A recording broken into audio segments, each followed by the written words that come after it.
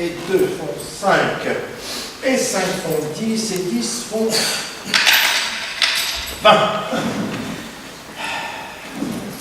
3 et 2 font 5. Bien. Plus du 24e, un petit clistère insinuatif, préparatif et rémolliant pour amollir, humecter et rafraîchir les entrailles de monsieur. Ce qui me plaît de monsieur Florent, mon apothicaire, c'est que ces parties sont toujours fort civiles. Les entrailles de monsieur. 30 sols. Oh oui, mais monsieur Florent, ce n'est pas tout que d'être civil, il faut être aussi raisonnable et ne pas écorcher les malades. 30 sols, un lavement. Je suis votre serviteur, je vous l'ai déjà dit, mais vous me les avez mis dans les autres parties qu'à 20 sols. Et 20 sols en langage apothicaire, c'est-à-dire 10 sols. Et voilà. 10 sols. Plus du 10 jours, un bon clistère détersif composé avec catholicon double.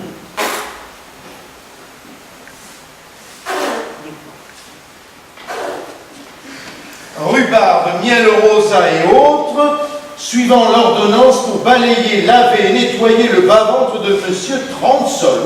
Avec votre permission, 10 sols. Plus du 10 jours le soir, un julet hépatique, sophoratif et somnifère composé pour faire dormir monsieur 35 sols. Oh, je ne suis pas mécontent de celui-ci, il me fit bien dormir. Et 17 sols ici de nuit. Alors, plus une potion cordiale et préservative composée avec 12 grains de bézoard, sirop de limon et grenade et autres, suivant l'ordonnance, 5 livres. Oui, monsieur Florent, tout doux, s'il vous plaît, si vous en usez comme cela, on ne voudra plus être malade, contentez-vous de 4 francs. Et, en langage d'apothicaire, 45. Alors, 3 et 2 font 5, et 5 font 10, et 10 font 20, 63 livres, 4 sols et 6 deniers. Si bien que ce mois-ci, j'ai pris 1, 2, 3, 4, 5, 6, 7 et 8 médecines, et 1, 2, 3, 4, 5, 6, 7, 8, 9, 10, 11 et 12 lavements. Et l'autre mois, il y avait 12 médecines et 20 lavements. Oh, je ne m'étonne pas si je ne me porte pas si bien ce mois-ci que l'autre. Je le dirai à M. Purgon, afin qu'il mette un peu d'ordre à cela. Alors, on m'ôte tout ceci.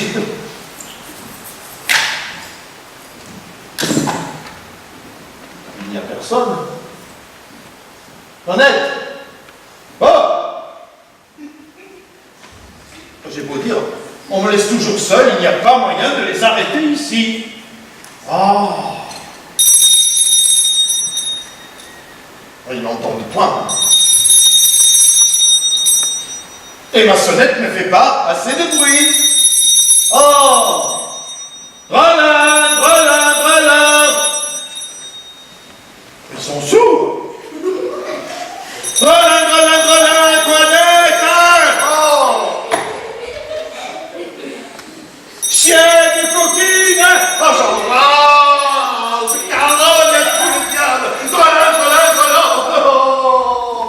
Oh, cela est pitoyable! Oh, mais comment peut-on laisser un malade tout seul? Relin, relin, relin! Oh, on dit me laisser mourir ici tout seul! Relin, relin, relin! Chienne, Carogne! Dieu se soit fait de votre impatience.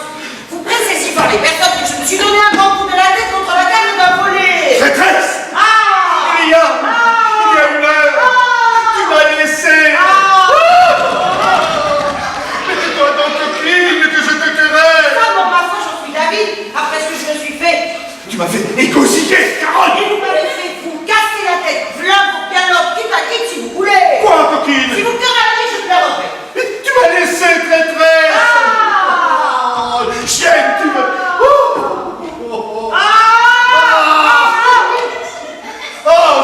Je n'aurais donc point le loisir de la quereller. Querellez tout votre sou, je le veux bien. Mais tu m'en empêches, chienne, en m'interrompant à tout coup. Si vous avez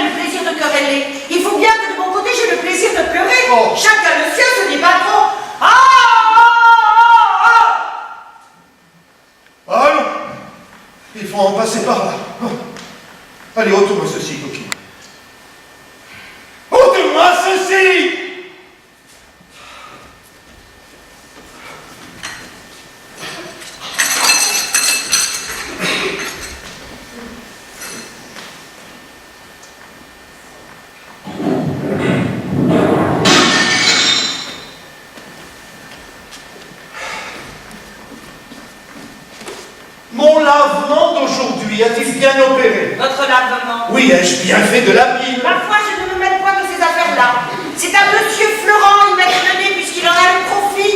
Oui. Qu'on me tienne un bouillon prêt pour l'autre que je dois d'entendre. Ce monsieur Florent-là et ce monsieur Purgon s'égaillent bien sur votre corps. Ils sont en bouille de bonnes vaches à lait. Et je voudrais bien leur demander quelle main vous avez pour vous faire tant de remèdes. Oh, mais tais-toi donc, ignorante. Ce n'est pas à toi à contrôler les ordonnances de la médecine. Oh, qu'on me fasse venir ma fille Angélique. J'ai à lui dire quelque chose. La voici qui vient d'elle-même. Elle a deviné votre pensée. Ah, Angélique, vous arrivez à propos. Il faut que je vous parle. Me voilà prête à vous suivre. Mais auparavant, je vais vous laisser un instant. Donnez-moi mon bâton. Allez vite, monsieur. Allez. Oh. Monsieur Florent nous donne des affaires. Toinette, Quoi? regarde-moi un peu. Eh bien, je vous regarde. Toinette, Eh bien, quoi, Toinette? devines-tu prends de quoi je veux parler? Je m'en doute assez de notre jeune amant, car c'est sur lui depuis 6 jours que roulent tous nos entretiens. Et vous n'êtes point bien si vous n'en parlez à toute heure. Puisque tu connais cela, que n'es-tu donc la première à m'en entretenir? Et que ne m'épargne-tu la peine de te jeter sur ce discours? Vous ne m'en donnez pas le temps. Et vous avez des soins là-dessus qu'il est difficile de prévenir. Je t'avoue que je ne saurais me lasser de te parler de lui, et que mon cœur profite avec chaleur de tous les moments de souvenir à toi. Mais dis-moi, condamnes-tu, Toinette, les tendres sentiments que j'ai pour lui? Je les garde. Ai-je tort de m'abandonner à ces douces impressions? Je ne dis pas cela. Et voudrais-tu que je fusse insensible aux tendres protestations de ces passions ardentes qu'il témoigne pour moi? Ah, Dieu me plaît. Ne trouves-tu pas, Toinette, quelque chose du ciel, quelque effet du destin dans l'aventure inopinée de notre connaissance? Oui. Ne trouves-tu pas que cette action d'embrasser ma défense, sans même me connaître, est tout à fait malhonnête? Oui. Que l'on ne peut en user plus généreusement, D'accord. mais qu'il fit tout cela de la meilleure grâce du monde. Oh, oui. Ne trouves-tu pas, Toinette, qu'il a l'air bien fait de sa personne, qu'il a Assurément. l'air le meilleur du monde, Sans doute. que ses discours comme ses actions font quelque chose de noble, Cela est sûr. et qu'il n'est rien de plus passionné que tout ce qu'il me dit, Il est vrai. et qu'il n'est rien de plus fâcheux que la contrainte où l'on me tient, qui bouge tout commerce à ces doux empressements que le ciel nous inspire. Vous avez raison. Mais ma pauvre Toinette, crois-tu qu'il m'aime autant qu'il me le dit? Eh, ces choses-là parfois sont un peu sujets à caution.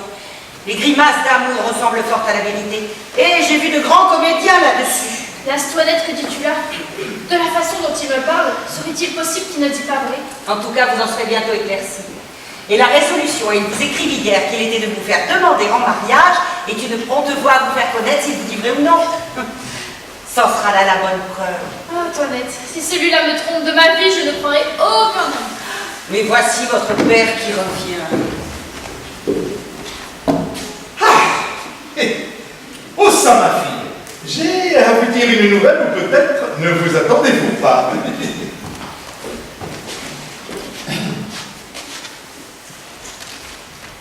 On vous demande en mariage. Cela, vous riez. Voilà qu'il est drôle. Le beau nom de mariage. Oh oui, il n'y a rien de plus plaisant pour les jeunes filles. Ah, nature. À ce que je puis voir, ma fille, je n'ai que faire de vous demander si vous voulez bien vous marier. Moi, je dois faire, mon père, tout ce qui vous plaira de m'ordonner. Oh, je suis bien aise d'avoir une fille si obéissante. L'affaire est donc conclue et je vous ai promise. Oh, c'est à moi, mon père, de suivre aveuglément toutes vos volontés. Ma femme, votre belle-mère, avait envie que je vous fisse religieuse. Votre petite sœur de maison aussi. De tout temps, elle a été à heurter à cela. La bonne bête a ses raisons. Elle ne voulait pas consentir au mariage, mais je l'ai emportée et ma parole est donnée. Ah, mon père, comme je vous suis obligée de toutes vos bontés. En vérité, je vous ai bon gré de cela. Et voilà l'action la plus sage que vous ayez faite de votre vie. Oh, je n'ai pas encore vu la personne, mais on m'a dit que j'en serais content. Et vous aussi. Assurément, mon père. Comment l'avez-vous vu? Puisque votre consentement m'autorise à vous voir ouvrir mon cœur, je ne feindrai point de vous dire que le hasard nous a fait nous connaître il y a 6 jours, et que la demande qu'on vous a faite est un effet de l'inclination que dès cette première vue, Nous avons eu l'un pour l'autre. Oh, ils ne m'ont point dit cela. Ah, mais j'en suis bien aise, hein. Et c'est tant mieux que les choses soient de la sorte. Non, ils m'ont dit que c'est un jeune beau garçon bien fait, Oui, mon père. de belle taille, Sans doute. de bonne physionomie, Assurément. agréable de sa personne, Très bonne. fort honnête. Le plus honnête du monde. Ça, j'ai bien aimé. Tout à fait. Et qui parle bien latin et grec. C'est ce que je ne sais pas. Et qui sera reçu médecin dans 3 jours. Oui, mon père. Oui, lui. Pourquoi ne t'en a-t-il point parlé? Non, vraiment. Qui vous l'a dit à vous? Monsieur Burgon. Est-ce que Monsieur Purgon le connaît? Oh, la belle demande, il faut bien qu'il le connaisse. Est-ce que c'est son neveu? Clément, tu peux de Monsieur Purgon. Oh, mais quelle Cléante! Je parle de celui qu'on vient de porter en mariage. Eh oui. Ah, oui, eh bien. C'est le neveu de Monsieur Burgon, qui est le fils de son beau-frère, le médecin, Monsieur Diaphorus. Et ce fils-là s'appelle Thomas Diaphorus et non pas Cléante. Et nous avons conclu ce mariage-là ce matin, Monsieur Burgon, Monsieur Florent et moi. Oh! Et ce gendre-là doit être amené par son père afin qu'on le présente. Oh! Eh bien, qu'est-ce qui vous arrive? Voilà tout et beau pis. C'est mon père que je connais que vous avez parlé d'une personne. J'en ai entendu une autre. Quoi? Monsieur, vous auriez fait ce dessin burlesque, et avec tout le bien que vous avez, vous voudriez marier votre fille avec un médecin. Oh, mais de quoi te mêles-tu, coquine? Insolente, tu es. Mon Dieu, tout doux, vous allez d'abord aux affectives. Est-ce que nous ne pouvons pas raisonner ensemble sans nous emporter? Là, parlons de sang-froid. Quelle est votre raison, s'il vous plaît, pour un tel mariage? La raison est que me voyant malade et infirme comme je suis, je veux me faire un genre des alliés médecins, afin de m'appuyer de bons secours contre ma maladie. D'avoir dans ma famille les sources des remèdes qui me sont nécessaires et d'être à même des consultations et des ordonnances. Eh bien, voilà pour une raison. Et il y a plaisir à se répondre doucement les uns les autres. Mais monsieur, mettez la main à la conscience. Est-ce que vous êtes malade? Oh! Coquine, si je suis malade! Si je suis malade! Putain que tu es! Eh bien oui, vous êtes malade. N'ayons pas de querelle là-dessus. Vous êtes fort malade. J'en demeure d'accord. Et bien plus malade que vous le pensez. Voilà qui est fait. Oh. Et votre fille doit épouser un mari pour elle. Et n'étant point malade, il n'est point nécessaire de lui donner un médecin. Mais c'est pour moi que je lui donne ce médecin! Et une fille de bon naturel peut être ravie d'épouser ce qui est utile à la santé de son père. Oh, ma foi, monsieur, voulez-vous quand même, je vous donne un conseil? Oh, mais quel conseil! De ne point songer à ce mariage-là. Il a raison. Mais la raison, c'est que votre fille n'y consentira point. Elle n'y consentira. Eh non! Ma fille. Votre fille, elle nous dira qu'elle n'a que faire de monsieur Diaphorus, ni de son fils Thomas Diaphorus, ni de tous les Diaphorus du monde. J'en ai affaire, moi. Outre que le parti est plus avantageux qu'on ne pense. Monsieur Diaphorus n'a que ce fils-là pour tout héritier. Et monsieur Purgon, qui n'a ni femme ni enfant, lui donne tout son bien en faveur de ce mariage. Et monsieur Purgon est un homme qui a 8000 bonnes livres de rente. Donc il est bien, tu es bien des gens pour s'être fait si riche. Ouais, 8000 livres de rente sont quelque chose, sans compter le bien du père. Monsieur, tout cela est bel et bon. Mais je vous conseille entre nous de lui choisir un autre mari. Et elle est bien faite pour être Madame Diaphorus. Et je veux moi que cela soit. Fille, ne dites pas cela. Comment que je me dise pas ça? Et non. Et pourquoi ne dirais-je On pas? dira que vous ne songez pas à ce que vous dites. On dira ce qu'on voudra. Mais je veux, moi, qu'on dise qu'elle va épouser le mari que je dis. Moi, je dis qu'elle ne le fera pas. Oh, je l'y forcerai bien. Elle ne le fera pas, vous dis-je. Elle le fera, je la mettrai dans un couvent. Moi. Bon, Comment? Bon. vous ne la mettrez point dans un couvent. Je ne la mettrai point dans un couvent. Non. Non. Non. Oh, ouais. Voilà qui est plaisant. Je ne mettrai pas ma fille dans un couvent si je veux. Non, vous dis-je. Et qui m'en empêchera? Vous-même, Moi? vous n'aurez pas ce cœur-là. Je l'aurai. Vous vous moquez. Je ne me moque point. La tendresse paternelle vous prendra. Non, ne me prendra point. Une petite larme ou deux. Des bras jetés au cou. Un mon petit papa mignon, pardon si tendrement, sera assez pour vous toucher. Non, cela n'y fera rien. Oui, oui. Oui, non, je n'en démordrai point. Bagatelle. Oh, il ne faut point dire bagatelle. Monsieur, je vous connais, vous êtes beau naturellement. Je ne suis pas beau.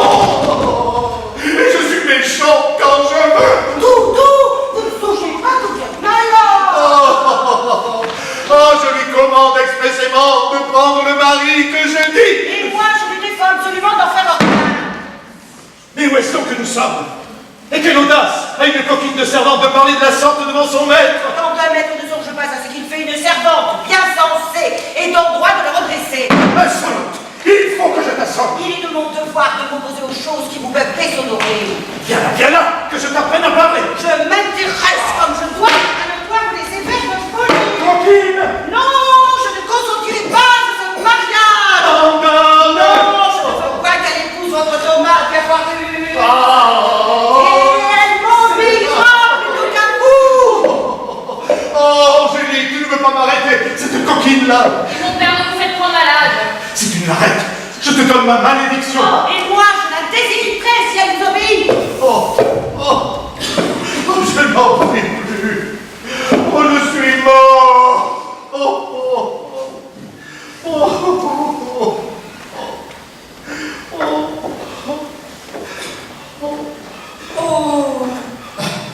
Oh, madame ma femme, approchez. Qu'avez-vous, mon pauvre mari?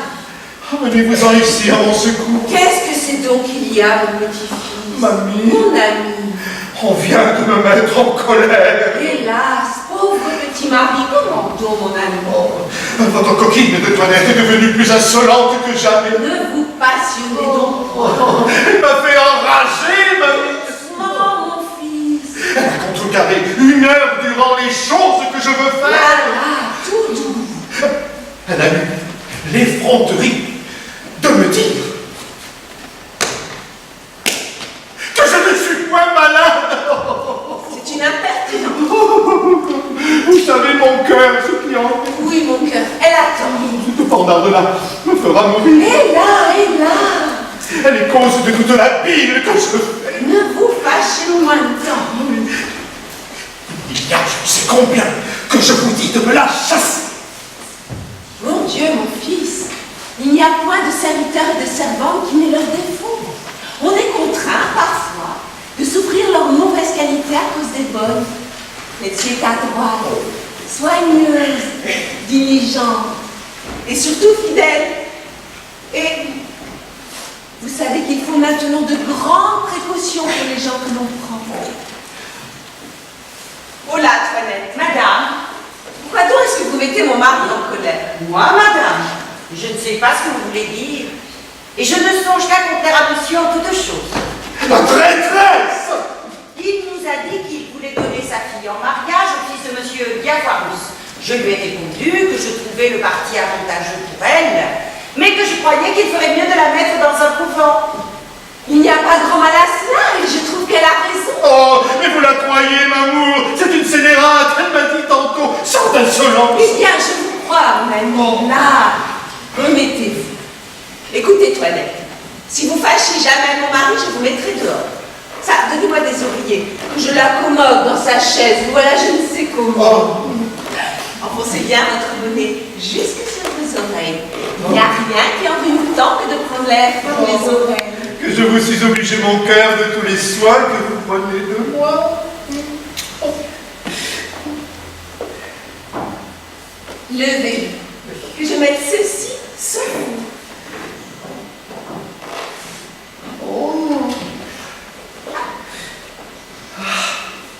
Mettons celui-ci où vous appuyez et celui-là de l'autre côté.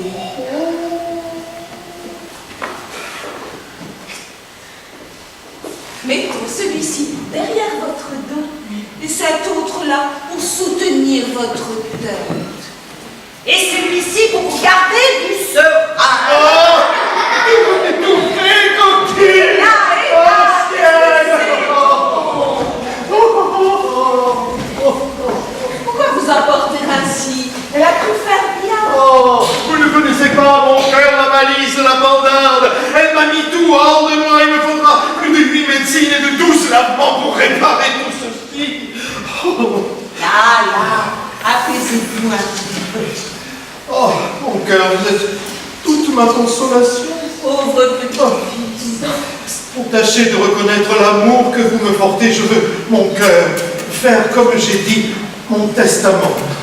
Ah, mon ami, ne parlons point de cela, je vous prie. Je ne saurais souffrir cette pensée. Et le seul mot de testament me fait tressaillir de douleur.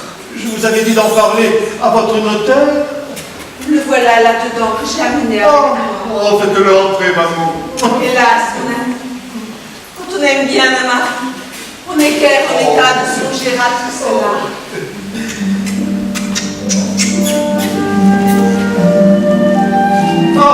Entrez, monsieur de Bonnefoy. Attendez un siège. Ma femme m'a dit que vous étiez fort honnête homme et tout à fait de ses amis. Je lui ai parlé d'un testament que je veux faire. Hélas, je ne suis point capable de parler de ces choses-là. Bien, monsieur, expliquez vos intentions et le dessin, vous êtes là-dessus. Et ce que je voudrais dire, monsieur, c'est que vous ne saurez rien donner à votre femme par votre testament. Et pourquoi? Pourquoi? Parce que la coutume y résiste. Vous étiez à Paris. En pays de droit coutumier, cela se pourrait faire, mais dans les pays de droit écrit, c'est ce qui ne se peut. Et la disposition serait nulle. Non.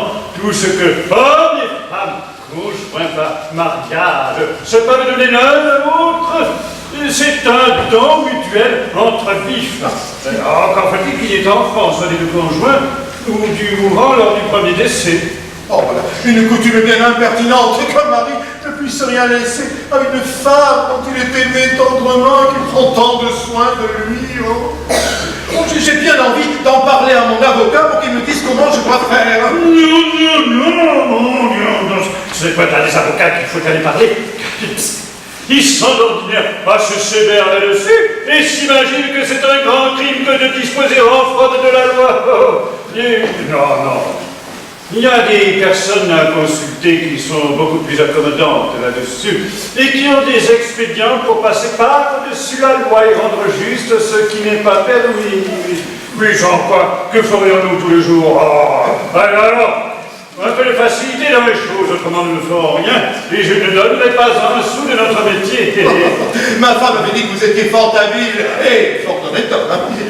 Comment pourrais-je faire, s'il vous plaît, pour lui donner mon bien et en frustrer mes enfants? Comment vous pouvez faire? Eh bien, vous pouvez choisir doucement un ami intime de votre femme, auquel vous donnerez en bonne forme par votre testament tout ce que vous pouvez. Et cet ami, ensuite, lui rendra tout. Non, vous pouvez encore contracter un grand nombre d'obligations non suspectes au profit de divers créanciers qui prêteront leur nom à votre femme et entre les mains de laquelle ils mettront leur déclaration que ce qu'ils en ont fait n'a été que pour lui faire plaisir. Non, vous pouvez aussi, pendant que vous êtes encore en vie, mettre entre ses mains de l'argent comptant ou des petits billets que vous pourrez avoir payables porteurs. Mon Dieu, il ne faut point vous tourmenter de tout cela. S'il y a faute de vous, mon fils, je ne veux plus rester au monde. Oh, mamie. Oui, mon ami, si je suis assez malheureuse pour vous perdre, la vie ne me sera plus de rien. Ma chère femme. Je ne peux pas vous faire connaître la tendresse que j'ai. Oh, maman, vous me fendez le cœur. Oh, consolez-vous, je vous prie. Consolez-vous. Non, ces larmes sont hors de saison. Et les choses n'en sont pas encore là. Ah, monsieur, vous ne savez pas ce que c'est qu'un mari qu'on aime tendrement. Oh. Le seul regret que j'aurai, mon cœur, si je meurs, c'est de n'avoir point d'un enfant de vous. Monsieur Curcon m'avait dit qu'il m'en ferait faire un. Cela pourra venir encore. Il faut faire, m'amour, mon testament de la façon que monsieur dit. Mais, par précaution, je veux vous mettre dans les mains 20 000 francs en or que j'ai dans le lambris de mon alcôve et 2 billets payables aux porteurs qui me sont dus, l'un par monsieur Damon et l'autre par monsieur Gérante. Non, je veux point de tout cela. Combien dites-vous qu'il y a dans votre alcôve? 20 000 francs, maman. Ne me parlez point de bien, je vous prie. Et combien sont les 2 billets? Ils sont l'un de 4 000 francs et l'autre de 6. Les biens du monde, mon ami, ne me sont rien au prix de vous. Bon, Voulez-vous que nous procédions au testament? Oui, mais nous serons mieux dans mon petit cabinet. Ah, oui. Oh. Conduisez-moi, maman. Conduisez-moi. Allons, mon pauvre petit-fils.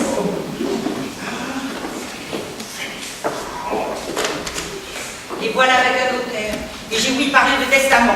Votre belle-mère ne s'endort point. Et c'est sans doute quelque conspiration contre vos intérêts ou est-ce que votre père? Faut qu'il dispose de son bien à sa fantaisie, pourvu qu'il ne dispose point de mon cœur.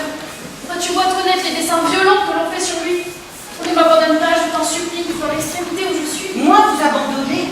Mais j'aimerais mieux mourir. Votre belle-mère a beau me faire sa confidente et vouloir me jeter dans ses intérêts, je n'ai jamais pu avoir d'inclination pour elle. Et j'ai toujours été de votre parti. Laissez-moi faire. J'emploierai toutes choses pour vous servir. Et pour vous servir avec plus d'effet, je dois changer de batterie, couvrir le zèle que j'ai pour vous, et feindre d'entrer dans les sentiments de votre père et de votre belle-mère. Oh, tâche, je t'en conjure de faire donner avis à Cléante du mariage qu'on a conclu. Je n'ai personne à employer à cet office que le vieux usurier Polichinelle, mon amant. Et il me coûtera pour cela quelques paroles de douceur que je veux bien dépenser pour vous. Pour aujourd'hui, il est trop tard. Mais demain, voilà qu'on m'appelle. Bonsoir. Composez-vous sur moi.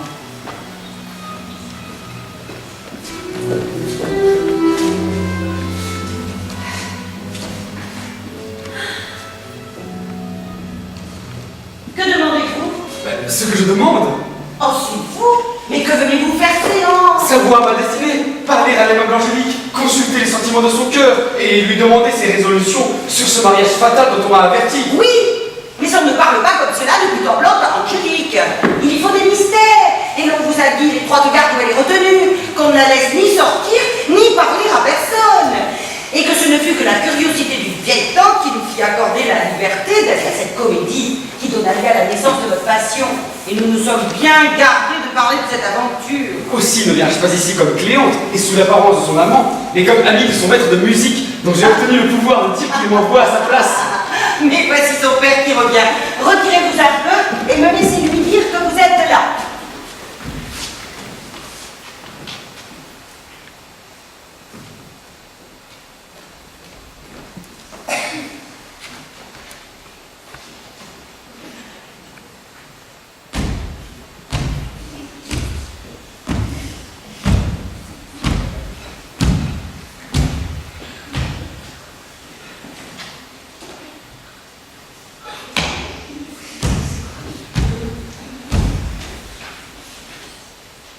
Monsieur Clopon m'a dit de me promener dans ma chambre le matin, 12 allées et 12 venues. Mais j'ai oublié à lui demander si c'est en long ou en large. Alors,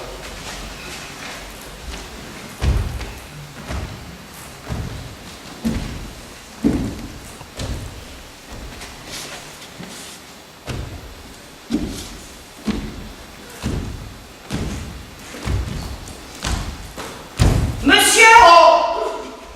parle pas, bordel!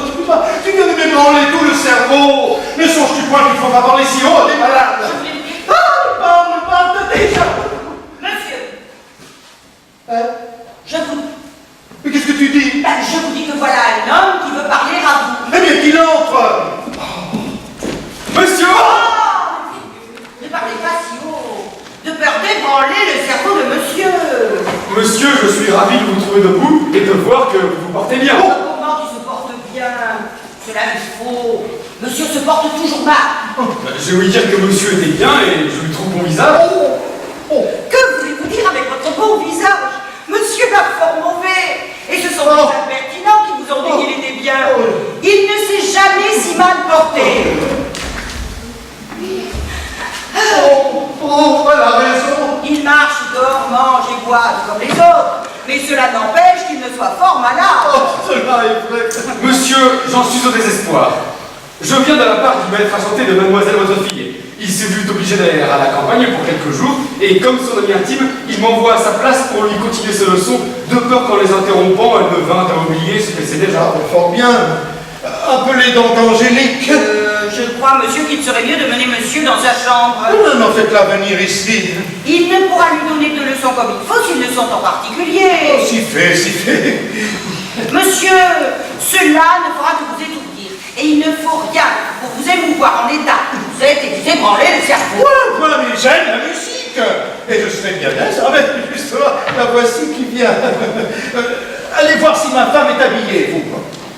Oh, Angélique, votre maître de musique est allé au chant. Et voilà la personne qui l'envoie à sa place pour vous montrer.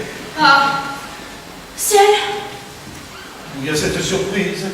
c'est Eh bien quoi? Qui vous aimez de la sorte? mon père, une aventure bien surprenante qui se rencontre ici. Comment?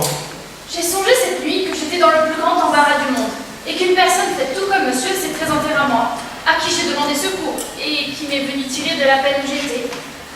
Ma surprise a été grande de voir inopinément en arrivant ici ce que j'ai eu dans l'idée toute la nuit. Ce n'est pas être malheureux que d'occuper votre pensée, soit en veillant, soit en dormant. Et mon bonheur serait grand si vous étiez dans quelque peine, dont vous me jugeassiez digne de vous tirer. Ma foi, monsieur, je suis pour vous maintenant. Et je me dédie de tout ce que je disais hier. Voici monsieur Diafoirus le père et monsieur Diafoirus le fils qui viennent vous rendre visite. Que vous serez bien enchantés. Vous allez voir le garçon le mieux fait de sa personne et le plus spirituel. Il n'a dit que 2 mots qui m'ont ravi et votre fille va être charmée de lui. Oh, ne vous en allez pas, monsieur. C'est que je marie ma fille. Et voilà qu'on lui amène son prétendu mari qu'elle n'a pas encore vu. C'est m'honorer beaucoup, monsieur, de vouloir que je sois témoin d'une entrevue si agréable. C'est le fils d'un habile médecin. Et le mariage doit se faire en 4 jours. Oh, Fort bien. Demandez-le un peu à son maître de musique afin qu'il soit de la noce. Je n'y manquerai pas. Oh oui. Ah. Je vous y prie aussi. Vous me faites beaucoup d'honneur. Allons, qu'on se range, les voici.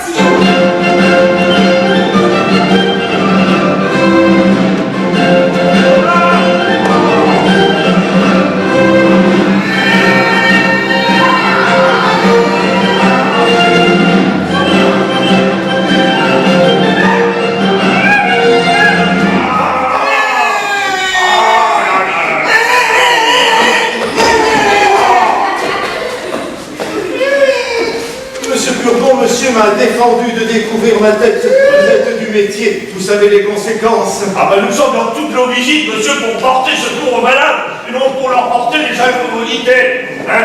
Nous venons, aujourd'hui, mon fils Thomas et moi, témoigner de l'organisation du sort, de la grâce que Dieu fait. Pour aller pouvoir vous en témoigner dans l'honneur de votre alliance, c'est-à-dire que dans les choses que nous défendrons de notre amitié, dans les autres, nous sommes toujours, monsieur, nous prêts à témoigner notre zèle. C'est parti.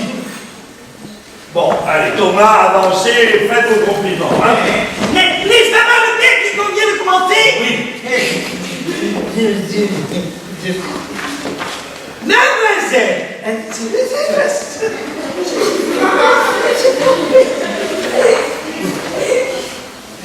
Mais non. Monsieur, je tiens à saluer, reconnaître, chérir et révéler en vous un second père. Mais un second père auquel j'ose dire que je me trouve plus redevable qu'au premier.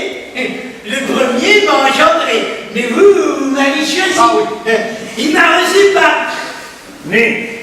nez. Il m'a reçu par nécessité. Mais vous m'avez accepté par grâce.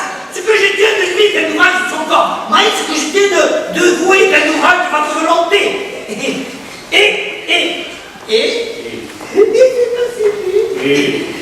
Et d'autant plus que les facultés spirituelles au-dessus des corporelles. D'autant plus je vous dois, et d'autant plus je tiens précieuse cette future filiation dont je viens aujourd'hui vous rendre par avance les très aimables et très respectueux hommages. Il collège blanc social, j'aurais dit bien mon père. Obstiné. Alors ma fille, saluez monsieur. Baisserais-je mon père? Oui, baiser.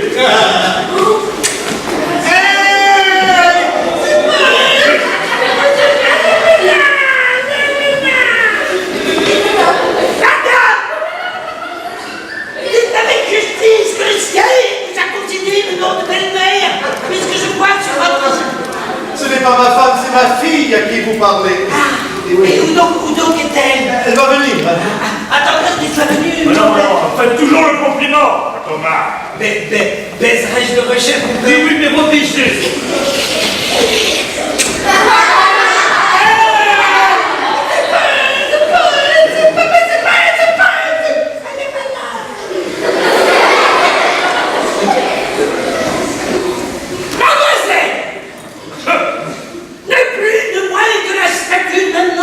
Rendez de son harmonieux lorsqu'elle venait éclairer des rayons du soleil.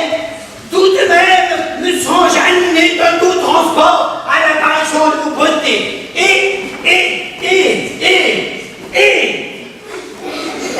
Et alors? Il suppose un et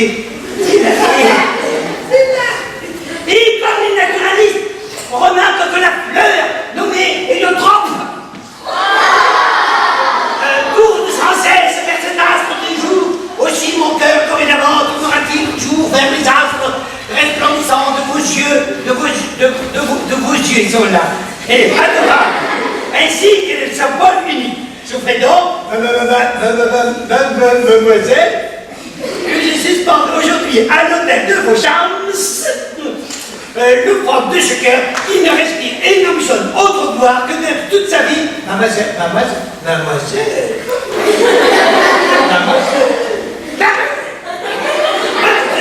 Et désobéissante, la fidèle serviteur. Et Marie. Oh, là, c'est qu'étudier, on n'a pas dit mauvais. Oh oui. Qu'est-ce que vous en dites de cela? Que monsieur fait merveille et que s'il est aussi bon médecin qu'il est bon orateur, il y aura plaisir à être de ce malade. Assurément, ce sera admirable s'il fait d'aussi bonne cure qu'il fait de bonnes. Oui. Alors, des sièges pour tout le monde. Non, ma fille. Allez vous installer là. Oui. Ah, monsieur. Vous voyez que tout le monde ici admire monsieur votre fils. Oh, je vous suis bien heureux de voir un garçon comme cela. Monsieur, ce n'est pas parce que je suis son père, mais je puis dire que j'ai sujet la voix de lui. Et que tous ceux qui le voient, loin de mes choses il n'a jamais eu d'imagination créative, ni se fait l'esprit qu'on remarque dans quelques ans. Mais c'est par là que j'ai toujours bien auguré de sa judiciaire, qualité requise pour l'exercice de notre art. Lorsqu'il était politique, il n'a jamais été ce qu'on appelle le mièvre, éveillé. On le voyait toujours paisible et pacifié, en ne disant jamais le mot. Il ne jouait ce petit jeu que l'on nomme enfantin. En nous toutes les peines, elle d'apprendre à lire. Il avait 9 ans qu'il ne connaissait toujours pas ses lettres. Bon, disais-je moi-même, les arbres tardifs sont ceux qui produisent. Sur le marbre, mais les choses, cette lenteur à comprendre, cette pesanteur d'imagination, et la part d'un bon jugement à venir. Lorsque je l'ai envoyé au collège, il trouva de la peine, mais il se réunissait contre les difficultés, et ces gens se louaient toujours à moi de son assiduité et de son caractère. Enfin, à force de battre le fer, il a dû venir glorieusement à obtenir ses licences.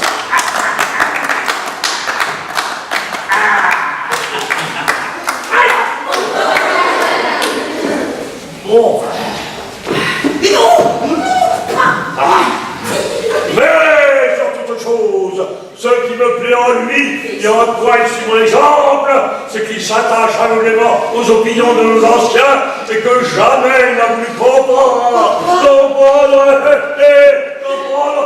Il n'avait jamais voulu comprendre.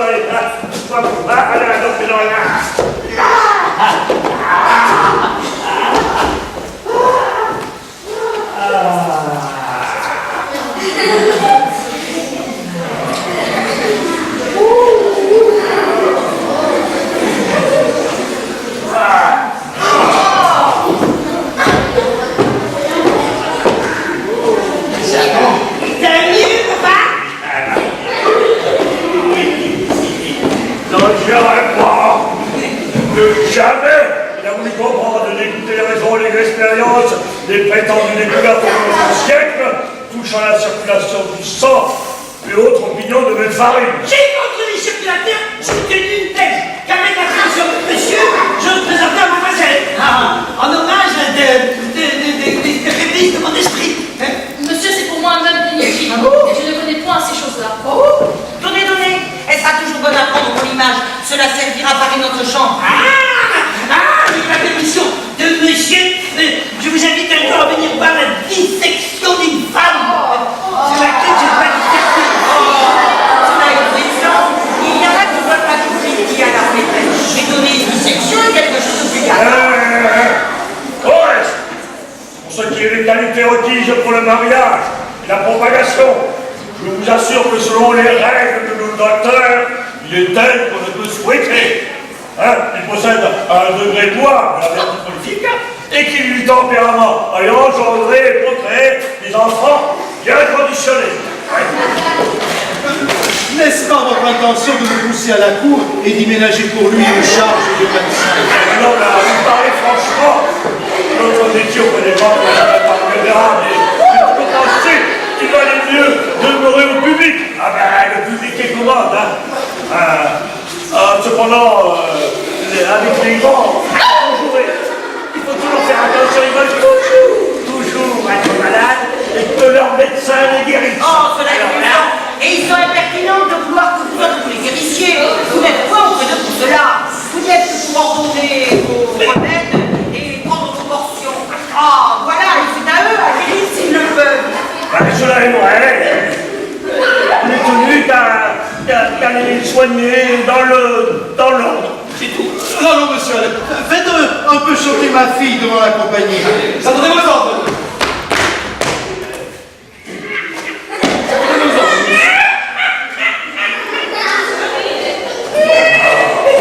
Et il est venu d'en penser pour divertir la compagnie.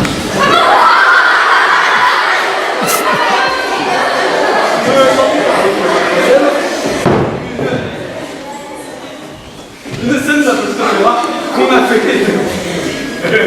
C'est votre partie. Moi? Ne vous défendez point, s'il vous plaît, et me laissez vous expliquer ce que c'est que la scène que nous devons chanter.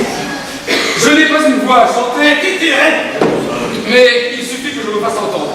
Et on aura la bonté de m'excuser par la nécessité où je me trouve.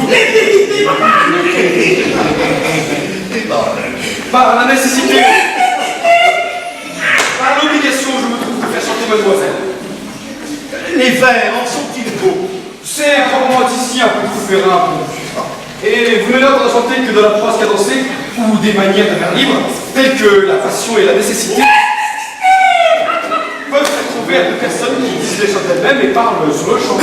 Bon, fort bien, alors, écoutons. Voici le sujet de la scène. Un berger était attentif aux beautés d'un spectacle qui ne faisait que de commencer, lorsqu'il fut tiré de son attention par un brutal qui, de parole insolente, maltraitait une bergère.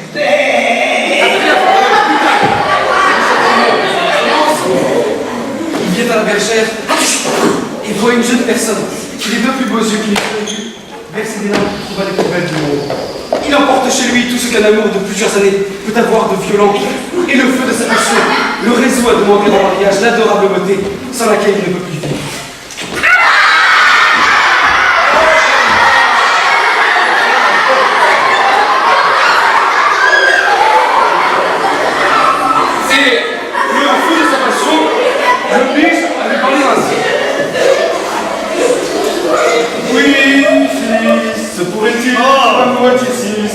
Assez de bonheur pour avoir quelques places dans votre cœur. Je ne demandais pas point dans cette peine extrême.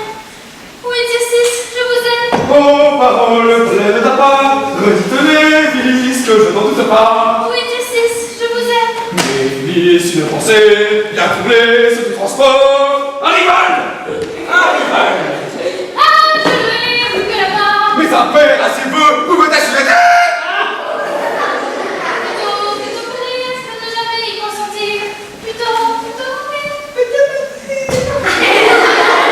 Le père à tout cela? Il ne dit rien. Oh. Voilà un sot père que ce père-là de souffrir toutes ces sottises-là sans rien dire. Ah, mon amour! C'est de comédie et de fort mauvais exemple. le berger Félix est un impertinent, et la bergère Tircis a une impudence de parler de la sorte devant son père. Montrez-moi ce papier.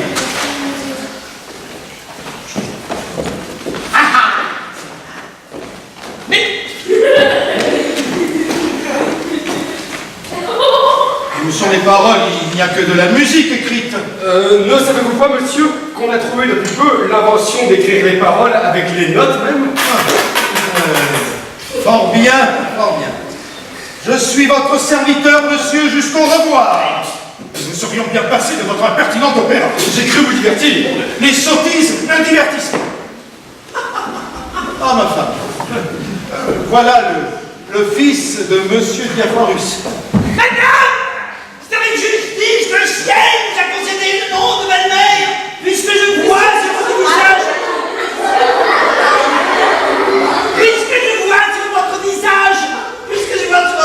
Madame, vous m'avez trouvé oublié ma période, ça va plus avec moi. Gardez votre compliment pour une autre fois. Oh mon cœur, j'aurais aimé que vous eussiez été ici. Oh, madame, vous avez bien perdu de n'avoir point été au second père. Oh. À la statue de même nom, à la fleur nommée. Alors ma fille, allez taper dans la main de monsieur, lui donner votre foi comme à votre mari. Et mon père, Bon, allez mon père. de grâce, ne précipitez pas les choses. Donnez-nous au moins le temps de nous connaître et de voir naître en nous l'un pour l'autre. Cette inclination si nécessaire a composé une union parfaite. Non, elle est déjà toute née en moi et je n'ai pas besoin d'attendre davantage. Si vous êtes si prompt, monsieur, il n'en est pas de même pour moi. Et je vous avoue que votre mérite n'a pas fait encore assez d'impression dans mon âme. Et tout cela aura le loisir de se faire quand vous serez mariés. Mais mon père, donnez-moi du temps, je vous prie.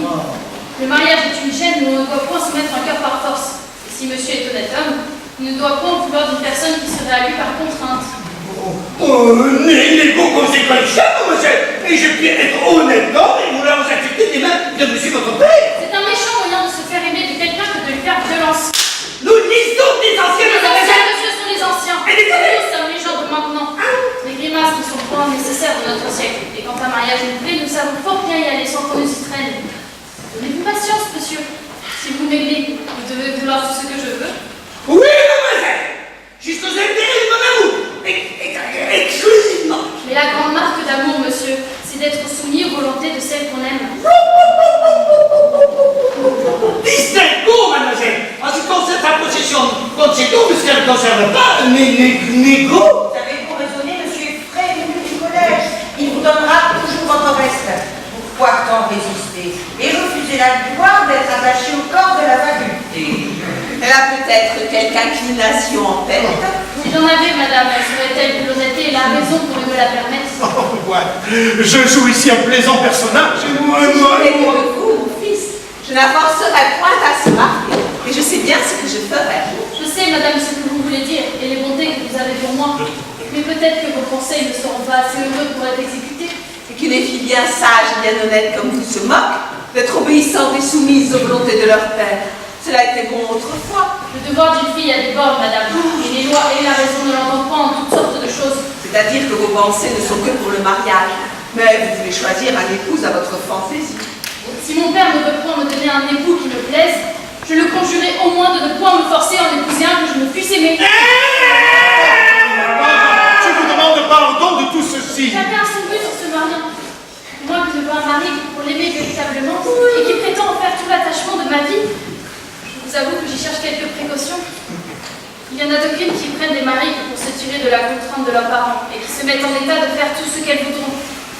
Il y en a d'autres, madame, qui font du mariage un commerce de pur intérêt, qui ne se marient que pour gagner des douaires, que pour s'enrichir de la mort de ceux qu'elles épousent, et pour sans scrupule, sautent de mari en mari pour s'approprier leur dépouille. Ces personnes-là, la vérité, madame, n'y cherchent pas tant de façon et regardent peu la personne. Je vous trouve aujourd'hui bien raisonnante. Et je voudrais bien savoir ce que vous voulez dire par là. Moi, madame, je voudrais dire que ce que je dis. Vous êtes si sotte, mamie, que je ne saurais plus vous souffrir. Vous voudriez bien m'obliger à vous répondre quelque impertinence, mais je vous avertis que je n'aurai pas cet avantage. Il n'y a rien d'égal à votre insolence. Non, madame, vous avez beau dire. Et vous avez un ridicule orgueil, une impertinente présomption qui fait hausser les épaules à tout le monde. Tout cela, madame, ne servira de rien. Et Je serai sage, en dépit de vous. Et pour vous ôter l'espérance de pouvoir réussir dans ce que vous voulez, je vais m'ôter de votre vue. Ah! Il n'y a point de milieu à tout cela. Choisis d'épouser dans 4 jours, ou monsieur, ou un couvent. Oh non, mamie, ne vous mettez pas en peine, je l'arrangerai bien. Je suis fâchée de vous quitter, mon fils. Mais j'ai une affaire à ville dont je ne puis me dispenser. Je reviendrai bientôt. Oh, n'oubliez pas de passer chez votre notaire afin qu'il expédie ce que vous savez. Adieu, mon petit ami. Adieu, mon cœur, adieu. Oh, oh, voilà une femme qui m'aime. Oh, mais ce n'est pas croyable. Monsieur, nous allons prendre nos Dites-moi un peu, comme je suis. Thomas, prenez le bras de monsieur. Et non, le bras de monsieur. Et voyons si vous saurez porter un bon jugement de son bouquet d'ici. Dis Coco, le coup de monsieur et le coup d'un homme qui dit se portera bien, qu'il est dur et escule, pour ne pas dire dur, Fort bien. caprissant, méprisant, Optimiste. qui marque le tempérament du parenchyme splénique, c'est-à-dire Très bien. Voilà. On dit que c'est du foie que je suis malade. Alors, mais qui dit parenchyme sur l'autre, à cause de l'étroite collaboration qu'ils ont ensemble par le biais du Vasprène, du Pinot et du Miafrinote. On doit vous en donner de manger force rôti, n'est-ce pas? Non, rien que du bouilli. Oui, ben oui, on dit la même chose, hein. Il vous en donne fort bouillamment et vous êtes à de bonnes mains. Voilà. Dites-moi, combien faut-il mettre de grains de sel dans un œuf? Oh, 6, 8, 10. Par nombre pair. Donc pour les médicaments, par nombre pair. Et, oui.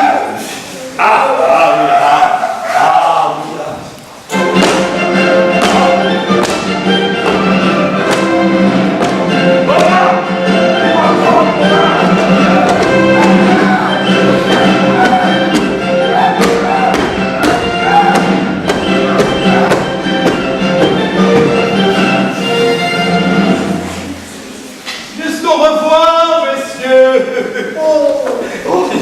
Je viens, mon fils, avant que de sortir, vous donner avis d'une chose à laquelle il faut que vous preniez garde. En passant par devant la chambre d'Angélique, j'ai vu un jeune homme avec elle, qui s'est sauvé d'abord qu'il m'a vu. Un jeune homme avec ma fille. Oui, votre petite fille Louise ont été avec eux, qui pourra vous en dire des nouvelles. Faites-la venir, maman, faites-la. Allez, frontez. Je ne m'étonne plus de sa résistance. Qu'est-ce que vous voulez, mon papa? Ma belle-maman m'a dit que vous me demandez. Avancez. Venez ici. Tournez-vous. Mais levez les yeux. Oh, mais regardez-moi. Quoi, papa? Quoi? N'avez-vous rien à me dire? Je vous dirai, si vous voulez, pour vous désennuyer, le conte de Baudin, ou bien la fable du carreau et du renard, qu'on m'a apprise depuis peu. Ce n'est point là ce que je vous demande. Pardonnez-moi, mon papa. Oh, petite rusée. Vous savez très bien ce que je veux dire. Quoi? Est-ce là que vous m'obéissez? Quoi? Ne vous avais-je pas recommandé de me venir dire bientôt tout ce que vous voyez? Oui, mon papa. L'avez-vous fait? Oui, mon papa. Je me suis venu dire tout ce que j'ai vu. Et n'avez-vous rien vu aujourd'hui? Non, mon papa. Non? Non, mon papa. Assurément? Assurément. Eh bien, je vais vous faire voir quelque chose. Oh, petite masque, vous ne me dites pas que vous avez vu un homme dans la chambre de votre sœur? Voilà ce que c'est que d'apprendre à mentir. Papa, je vous demande pardon. C'est que ma sœur m'a été pas pour le dire. Mais je m'en vais vous dire tout. Il faudra premièrement que vous ayez le fouet pour avoir menti. Et puis après, nous verrons pour le reste. Pardon, Oh papa. non, oh non. Oh non, c'est pas pour papa. Ne me donnez pas le fouet. Alors, allons, vous l'aurez. Oh mon Dieu, mon papa, que je ne l'ai pas. Allons, allons. Ah, mon papa. Vous m'avez blessé. Attendez. Je suis morte.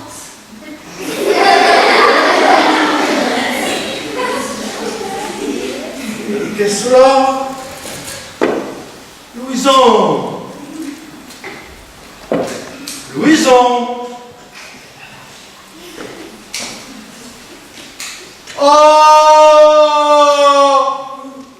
Oh mon Dieu, ma petite fille, ma petite Louison. Ah, malheureux, ma pauvre fille est morte. Oh, qu'ai-je fait, misérable. Ah, un ciel de verge, la peste soit des verges. Oh, ma petite fille. Oh, ma pauvre Louison.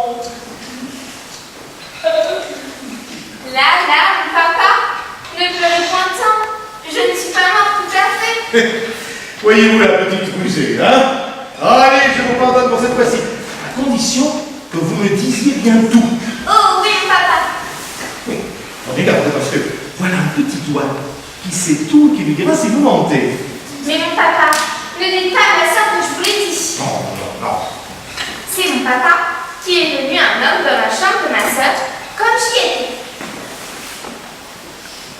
Eh bien, Je lui ai demandé ce qu'il demandait. Il m'a dit qu'il était son maître à chanter. voilà l'affaire. Oh. Eh bien, Et ma soeur est venue ensuite. eh bien. Elle m'a dit, sortez, mon Dieu, sortez. Vous êtes au désespoir. Oh. Eh bien. Et lui, il ne voulait pas sortir. Et qu'est-ce qu'il lui disait? Il disait je ne sais combien de choses. Mais quoi encore? Il disait tout ci, tout ça, qu'il l'aimait bien. Oh. Et qu'elle était la plus belle du monde. Et puis après? Et puis après, il s'est mis à genoux devant elle. Oh. Et puis après? Et puis après, Oh. Oh. il lui baisait les mains. Oh. Et puis après? Et puis après, ma belle-maman est venue à la porte et il s'est enfui. Il n'y a pas d'autre chose? Non, mon papa. Oh, attendez, voilà mon petit doigt qui gronde quelque chose. Hein? Ah.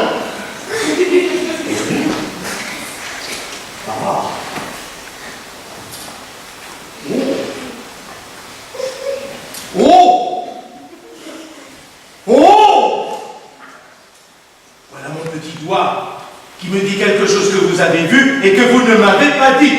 Ah, papa, votre bébé encore Ah, mange. oh, prenez garde, hein. Non, papa, il mange de la sucre. Ah non. Ça ira pour cette fois-ci. Allez. Ah. Et prenez bien garde à tout, hein.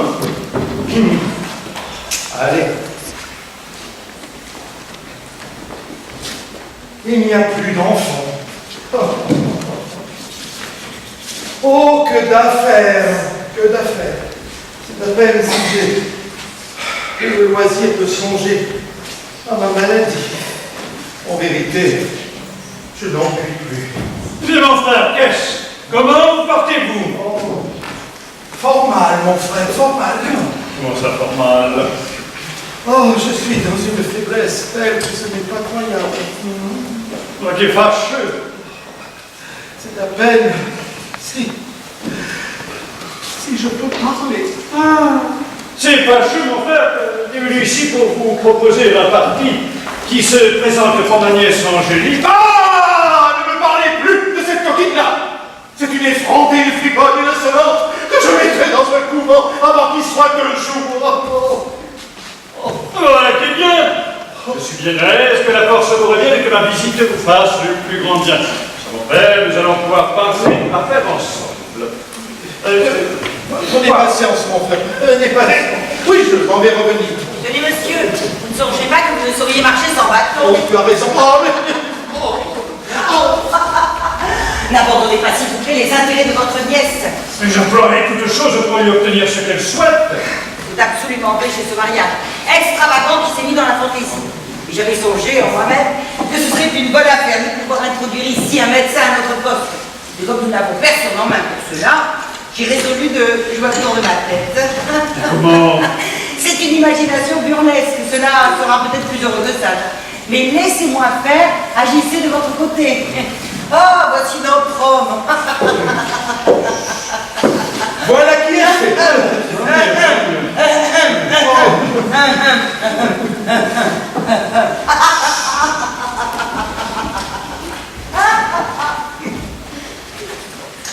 Bon, tenez-vous bien, mon frère, que je vous demande avant toute chose de ne point vous échauffer l'esprit dans notre conversation. Oui. Et de répondre sans nulle aigreur aux choses dont nous avons à parler. Oui. Et de raisonner là-dessus avec un esprit détaché de toute passion. Oh mon Dieu, oui, voilà bien du préambule. Bon, alors nous bien, mon frère, qu'ayant le bien que vous avez, et n'ayant d'enfant qu'une fille car je ne compte pas la petite, d'où vient, dis-je, que vous parlez de la mettre dans un couvent? D'où vient mon frère, que je suis maître dans ma famille, pour faire ce que bon me semble? Votre femme ne manque pas de vous les faire ainsi de vos deux filles, et d'en faire toutes deux de bonnes religieuses, hein? Oui. Oui, nous y voici. Voilà la pauvre femme en jeu. Oh, oui, oui, c'est elle qui fait tout le mal, hein, et tout le monde lui en veut. Oh non, laissons-la, là, non. Femme qui a les meilleures intentions du monde et qui est dépourvue de toutes sortes d'intérêts, qui montre pour vous une tendresse merveilleuse et qui a pour vous deux filles une bonté et une affection qui n'est pas concevable. Cela est certain, ils sont là de côté, non, revenons plutôt à votre fille. Dans quelle pensée, mon frère, la voulez-vous donner en mariage au fils d'un médecin? Dans la pensée, mon frère, de me prendre un gendre tel qu'il me faut. Oui, mais mon frère, il se présente un parti plus sortable pour elle, et ce n'est pas le fait de votre fille. Eh bien, ce parti, mon frère, est plus sortable pour moi. Mais mari qu'elle me prend, doit-il être mon frère, pour elle ou pour vous? Il doit être mon frère, et pour elle et pour moi. Et je veux mettre dans ma famille les gens dont j'ai besoin. Ah bien alors, par raison, si votre petite était grande, vous lui donneriez en mariage un apothicaire. Et pourquoi non? Est-il possible que vous soyez toujours en béguiné de vos apothicaires et vos médecins, et que vous vouliez être malade en dépit des gens et de la nature? Comment l'entendez-vous, mon frère? Mais j'entends, mon frère, que je ne vois point d'homme qui soit moins malade que vous, et vous n'êtes point crevé de toutes ces médecines qu'on vous a fait prendre. Mais c'est cela qui me concerne. Mais monsieur Burgourdi, que je succomberais s'il était 3 jours sans prendre soin de moi. Si vous lui prenez garde, il prendra tant de soin qu'il vous enverra dans notre monde. Raisonnons un peu, mon frère. Oh oui. Vous ne croyez donc point dans la médecine, hein? Oh non. Et je ne vois pas que pour son salut, il soit nécessaire d'y croire. Vous ne prenez pas pour véritable une chose établie par tout le monde et que tous les siècles ont révélée. Je ne vois de la tenue véritable. Je la tiens entre nous pour la plus grande folie qui soit parmi les hommes. Et je ne vois rien de plus ridicule qu'un homme qui se le mérite d'en guérir un autre. Et pourquoi voulez-vous, mon frère, qu'un homme ne puisse point en guérir un autre? Mais pas raison, mon frère, que les ressorts de notre machine sont des mystères jusqu'ici où les hommes n'y voient goutte. Et que la nature nous a mis au-devant des yeux des voiles trop épais pour y connaître quelque chose, alors. Oh oui, les médecins n'y connaissent donc rien à votre compte, hein? Ce sont 2 sortes de personnes de vos médecins, oui. Entendez-les parler, les plus habiles du monde. Regardez-les faire, les plus ridicules de tous les hommes. Vous êtes un grand docteur, à ce que je vois. J'aimerais qu'il y eût ici quelqu'un de ces messieurs pour vous rabaisser votre caquet. Ah, mais moi, mon frère, je ne prends point à tâche le combat de la médecine. Oh, non. Tenez, je préférerais plutôt vous amener voir quelques comédies de Molière à ce sujet. Oh, voilà, un bel impertinent de votre Molière avec ses comédies. Et je le trouve bien plaisant d'aller jouer d'honnêtes gens comme les médecins. Ce n'est pas les médecins qui jouent, mais le ridicule de la médecine. Oh, c'est bien à lui de vouloir contrôler la médecine. Voilà un bon nigo, un bon impertinent, de se moquer des ordonnances et des consultations, d'aller s'attaquer au corps des médecins, et d'aller jouer sur son théâtre des personnes vénérables comme ces messieurs-là. Et que voulez-vous qu'il y mette?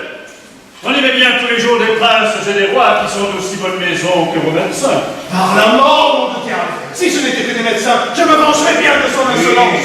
Et quand il sera malade, je le laisserai mourir sans secours. Oui, il aura beau dire et beau faire, je ne lui en donnerai pas la moindre petite saignée, le moindre petit lavement, et je lui dirai: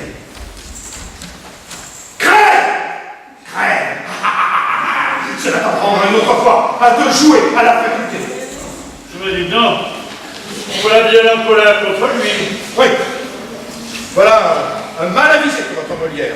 Et si les médecins sont sages, ils feront comme je dis. Oui, il sera plus sage que vos médecins, car il ne leur demandera point de secours. Tant pis pour lui s'il n'a pas recours au remède. Vous avez assez raison pour ça. Et il soutient que cela n'est permis qu'aux gens vigoureux et robustes, qui n'ont de force de reste que pour soutenir leur remède avec la maladie. Mais que pour lui, il n'a justement de force que pour soutenir son mal. Ah, mais les sottes ont raison que voilà. Oh, tenez mon frère, ne parlons plus de cet homme-là davantage.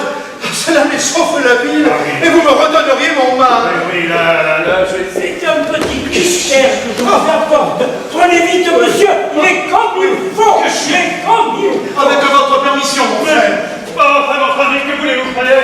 C'est un petit lavement, ce sera tantôt fait. Ah, enfin, est-ce que vous ne seriez resté un instant de minute de son lavement et sa médecine? Voilà, Christelle, votre frère, il me reste un peu trop. De quoi vous mêlez-vous de vous opposer aux ordonnances de la médecine et d'empêcher monsieur de prendre mon clistère? Vous êtes bien plaisant d'avoir cette hardiesse-là.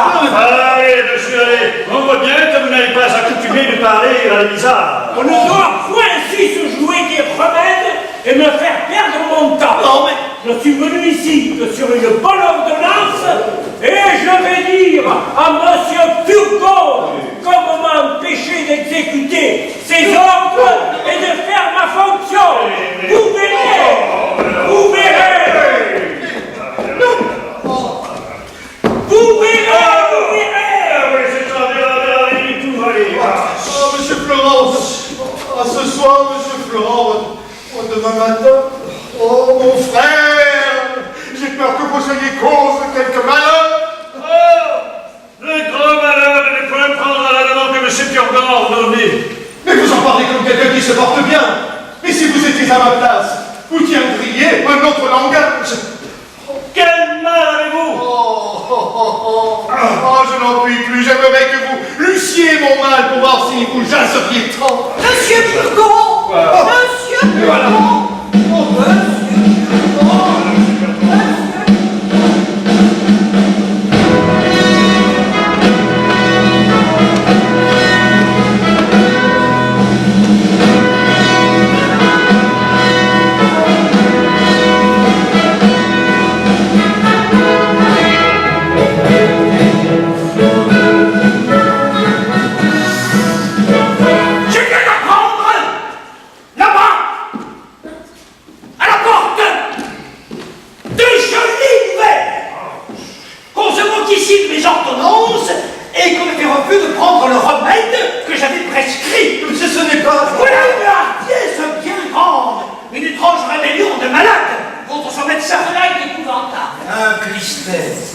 Que j'avais pris plaisir à composer moi-même. Ce n'est pas moi, c'est inventé dans toutes les formes de l'art.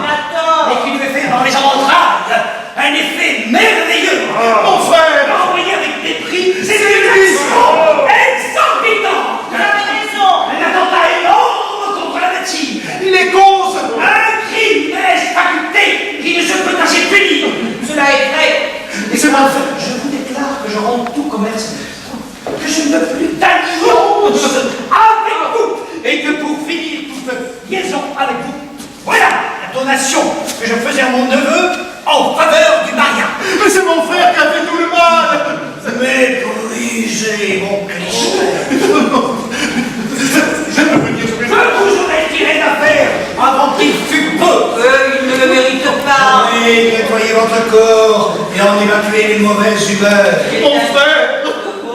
Et il me fallait qu'une douzaine de médecines pour vider le fond du sac. Mais puisque vous n'avez pas voulu guérir par mes mains, Non, c'est pas vrai. puisque vous êtes soustrait le puissant de la médecine, Cela qui m'entend. vous vous rendez capable au médecin que je vous ordonnais, C'est pas moi. j'ai appris que je vous appelle à votre mort. Mon Dieu. Ah, la féculence de vos humeurs, la coquille de votre sang, Et fort fiable. et je veux qu'avant qu'il fût 4 jours, vous tout tombiez dans un mal incurable, Miséricorde. que vous tombiez dans la brade Monsieur Florent. de la brade Pepsi dans la dyspepsie, Monsieur Florent. de la dyspepsie dans la Pepsi, Monsieur Florent. de la Pepsi dans la lyoterie, Monsieur de Florent. la lyoterie dans la dysenterie, et de la dysenterie que je raconte du livre, votre folie!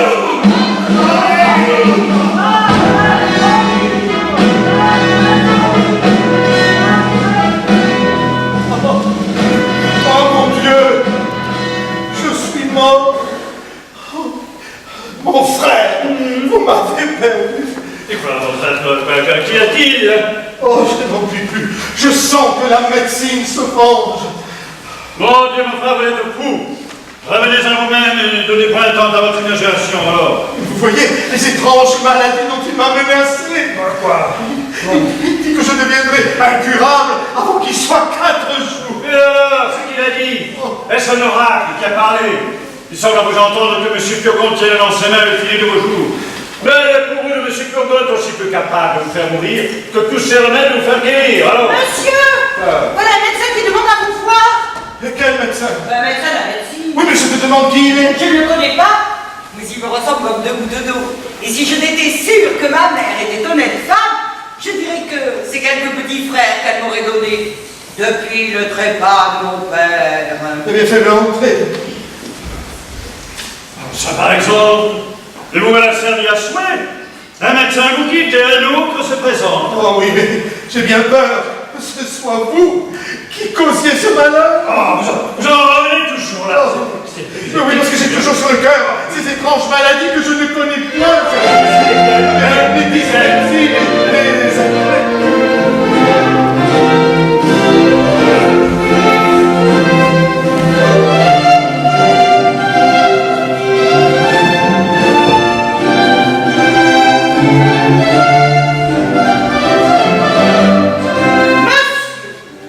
Agrée que je vienne vous rendre visite pour vous donner mes petits services dans toutes les saignées et les purgations dont vous aurez besoin.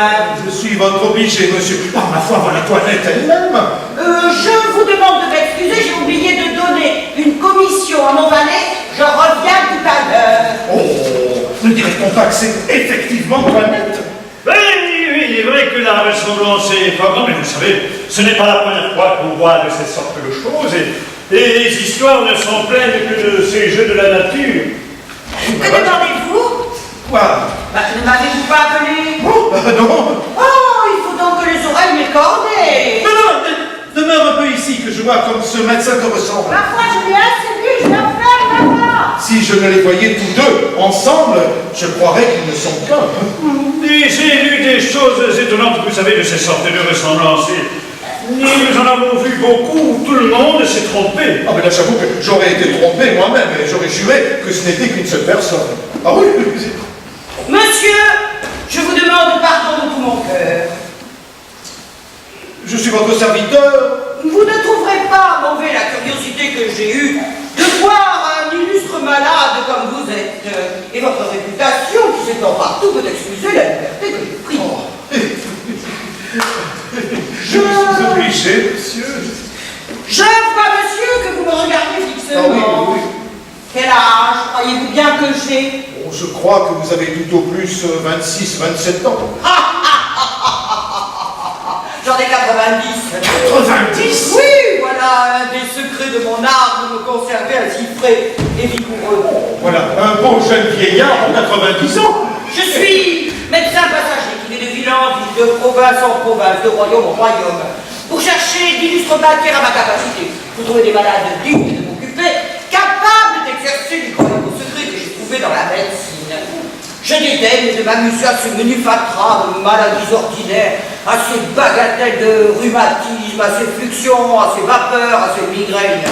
Je veux des maladies d'importance, de bonnes fièvres continues avec du transport au cerveau, de bonnes pestes, de bonnes hydropisies formées, de bonnes fièvres pourprées, de bonnes pleurésies, avec des inflammations de poitrine. C'est là que je me plais, c'est là que je triomphe. Et je voudrais, monsieur, par-dessus toutes les maladies que je viens de dire, que vous fussiez abandonné de tous les médecins, désespérés, à l'agonie, pour vous montrer l'excellence de mes remèdes et l'envie que j'aurais de vous rendre service. Oh, je vous suis obligé, monsieur, de tous les soins que vous prenez de moi. Montrez-moi votre pouls. Bon, allons donc, que l'on batte comme il faut, ou je vous ferai bien aller habillé comme vous devez. Ce poula fait l'impertinent.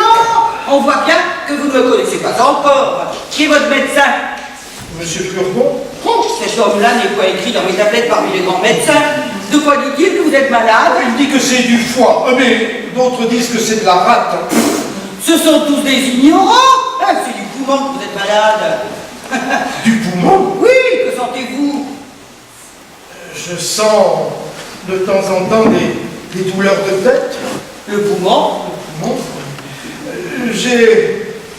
Il me semble parfois que j'ai un voile devant les yeux. Le poumon? Poumon. Je sens quelquefois des maux de cœur. Le poumon. Hein? Comme si c'était des coliques. J'ai des douleurs dans le ventre, oui, comme si c'était des coliques. Le poumon. Le poumon. Je me sens une lassitude par tous les membres. Le poumon. Oh, vous avez appétit à ce que vous mangez. Oh oui, monsieur. Le poumon. Vous aimez avoir un peu de vin. Oh oui, monsieur. Oh, le poumon. Il vous prend un petit sommeil pendant le repas et vous êtes vénère de dormir. Oh oui. Le poumon. Le poumon, vous dites. Le poumon. Que vous ordonne votre médecin pour votre nourriture? Du poumon.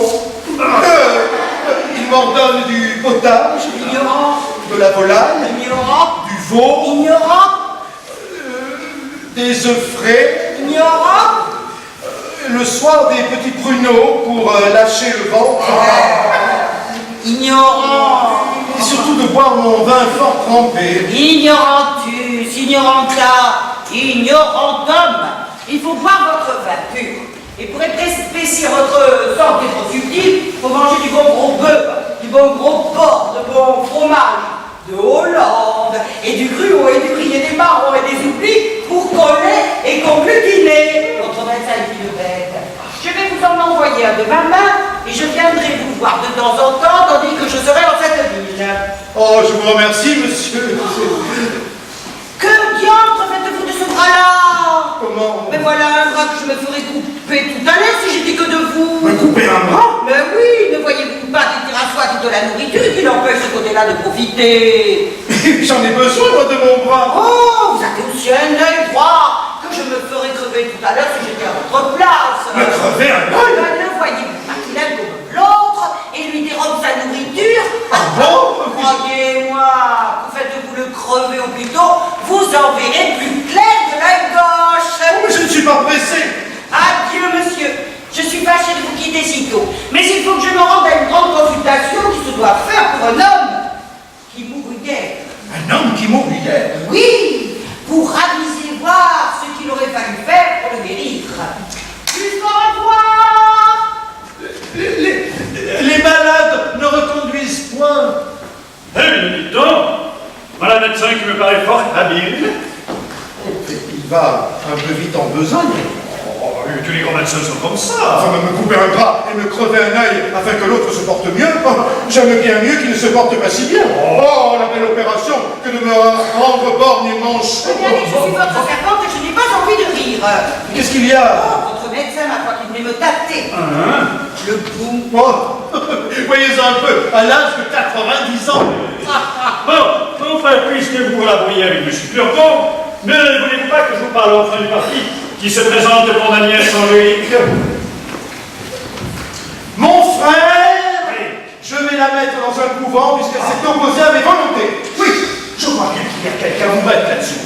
Et j'ai découvert une entrevue secrète, on ne sait pas que j'ai découverte. Quand bien même il y aurait une petite inclination là-dessous, cela serait tous criminel. Et rien ne peut-il vous offenser tant, car on coulera qu'à des choses honnêtes comme le mariage. Quoi qu'il en soit, mon frère, elle sera religieuse. C'est une chose résolue. J'ai compris. Vous voulez faire plaisir à quelqu'un? Je vous entends. Et vous en arrivez toujours là. Ma femme vous tient au cœur, hein? Eh bien oui, mon frère, puisqu'il faut vous parler à cœur ouvert, c'est de votre femme que je veux parler.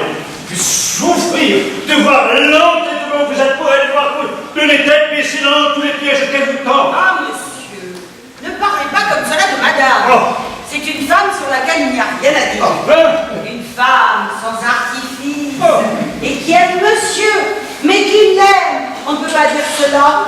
Demandez-lui un peu les caresses qu'elle me fait. Elle a aimé. L'inquiétude que lui donne ma maladie. Assurément. Les soins et les peines qu'elle prend autour de moi. Oh, il est certain. Monsieur, Oui. voulez-vous que je vous compagne et vous fasse voir tout à l'heure comme madame et monsieur? Monsieur, souffrez que je lui montre son bec jaune et le tir d'erreur. Comment? Madame, sans parvenir, mettez-vous là, tout étendu sur cette chaise et contrefaites le mot. Et vous verrez la douleur où madame sera quand elle apprendra la nouvelle. Ah oui, je le veux bien. Ne la laissez pas longtemps dans le désespoir car elle pourrait bien mourir. Monsieur, cachez-vous dans ce coin. Y a-t-il point quelque danger à contrefaire le mort? Mais non! Quel danger y aurait-il? Il y aura plaisir à confondre votre frère.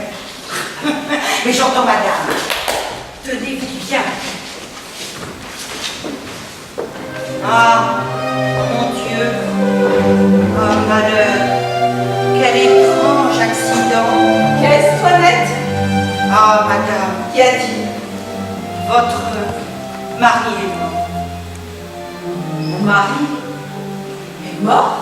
Hélas, oui. Le pauvre défunt est trépassé. Assurément. Assurément. Et je me suis trouvée ici toute seule.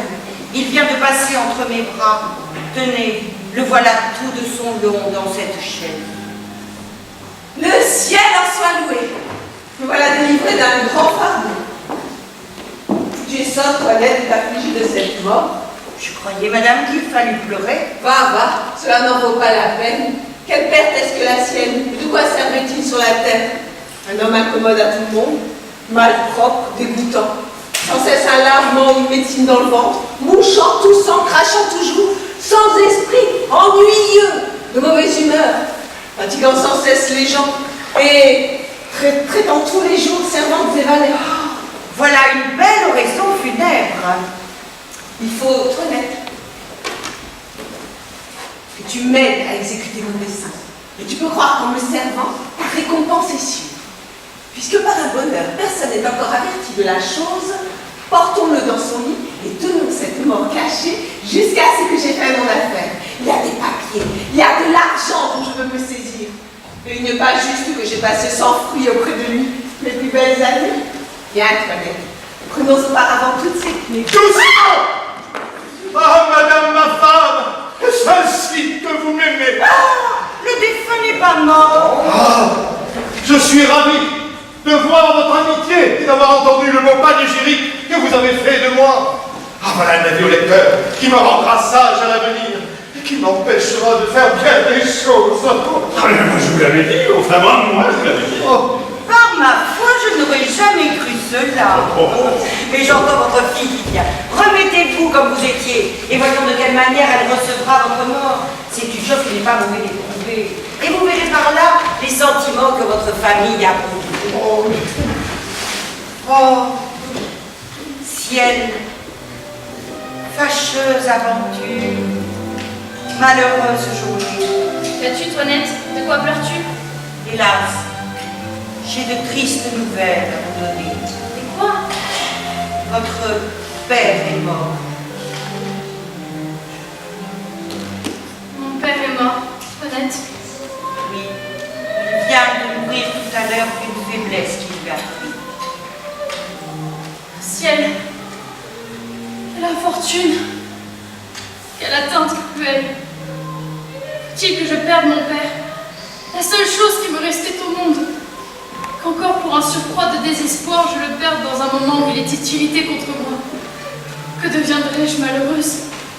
Qu'avez-vous donc, belle Angélique? Et quel malheur pleurez-vous? Hélas, je pleure tout ce que dans la vie, je pouvais perdre de plus cher et de plus précieux. Je pleure la mort de mon père. Le ciel, quel accident! Hélas, après la demande que j'avais conjuré votre oncle de lui faire pour moi, je venais me présenter à lui, et tâcher par mes respects et par mes prières de disposer son cœur à vous accorder à mes vœux. Ah, Cléante, laissons là toutes les pensées du mariage. Après la perte de mon père, je ne veux plus être du monde, et j'y renonce pour jamais. Oui, mon père, si j'ai tantôt résisté à vos volontés, je veux du moins suivre une de vos intentions et réparer par là le chagrin que je vous ai donné. Souffrez ici que je vous en donne ma parole, et que je vous embrasse pour vous en témoigner mon ressentiment. ma fille! peu de peur. Je ne suis pas mort, ma fille. Oh, tu es ma véritable fille, mon véritable sang. Oh, je suis ravi d'avoir vu ton beau naturel. Oh, quelle agréable surprise! Oh. Mon père, puisque par un bonheur extrême, le ciel vous voilà retenir mes vœux. Souffrez ici que je me jette à vos pieds pour vous demander une chose. Si vous n'êtes point favorable au penchant de mon cœur, si vous ne voulez point me donner Cléante comme époux, je vous conjurerai au moins de ne point me forcer à en épouser un autre. C'est là toute la grâce que je vous demande. Et monsieur, laissez-vous toucher à cette prière et aux miennes, et ne vous montrez point contraire au mutuel empressement d'une si belle accusation. Ah, mon frère, pouvez-vous tenir la compte? Monsieur, serez-vous insensible à tant d'amour?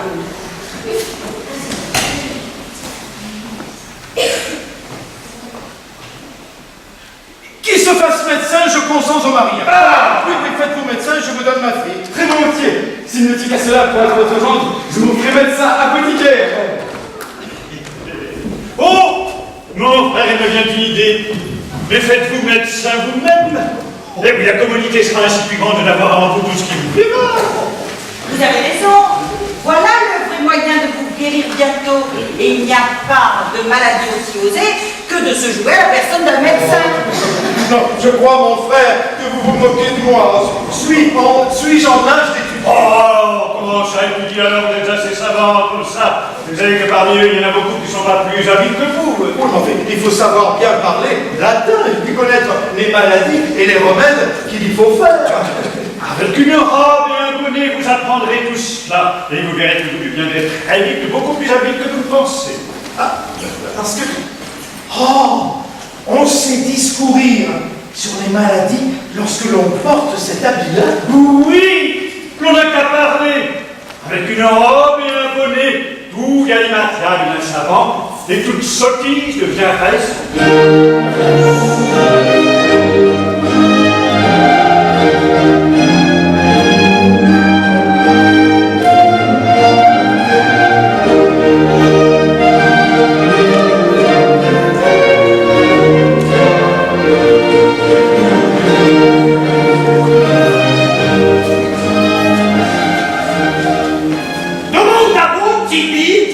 Baccelliere, questo remedia qua è in malattia di idropisia, come li facere?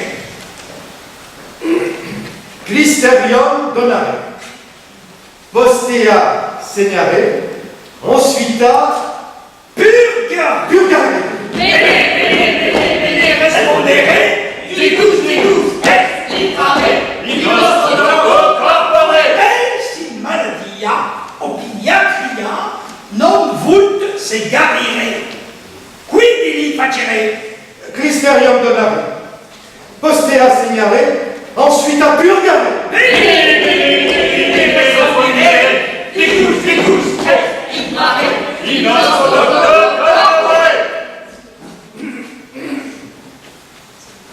Grandesse doctoresse doctrinae de la rhubarbe et du séné. Ce serait sans doute à moi, chose affola, inepta et ridicula, si j'allois m'engageare, vobis louangeas donare, et entreprenoi bam des lumieras au cielo, des étoilas au soleil, des ondas à l'océano, des rosas au printemps. Agreate qu'avec un nom moto, prototo, remerciamento, randam gratiam corporitam doctoris. Honor, favor et gratia, qui hoc corde, que voilà. Imprimant, ressentimenta, qui dureront. Il Juras gardare statuta per facultatem prescripta cum sensu et giusamento.